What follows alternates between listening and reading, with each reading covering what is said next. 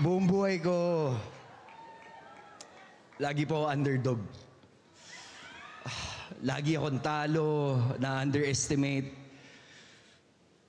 Lagi akong binababa. Pero noong una, nasasaktan ako, iniisip ko bakit. But then I realized na kaya pala siya nangyayari sa akin para pag dumating yung araw na ibibigay na sa akin yung kapalit nun, katulad po nito, hindi ko po iti-take for granted lahat ng yun. Kasi alam ko yung hirap na pinagdaanan ko bago ko makuha to. At hindi po yun naging madali. Kaya siguro gusto ko lang rin po sabihin to dahil alam ko na marami pong nangangarap na sumusuko na lang. Dahil nauunahan po sila ng takot, nauunahan sila ng hindi nila kaya, na pakiramdam nila walang naniniwala sa kanila.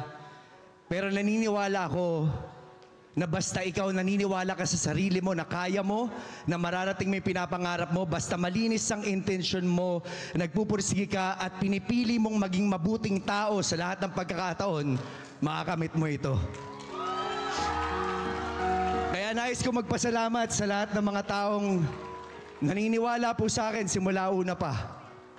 Pamilya ko, magmula sa magulang ko, sa mga kapatid ko, sa aking angkan, sa mga kaibigan ko, sa mga katrabaho ko, sa aking home network, GMA, ang totoong unang nagtiwala po sa akin. To my Sparkle family, maraming salamat Miss Joy Marcelo, Boss Vic, Kuya Je, and of course, sa bumubuo po ng Green Bones. Grabe.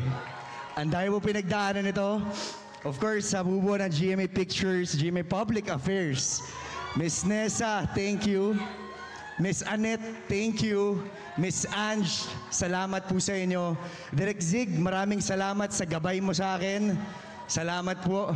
Kuya JC, thank you so much.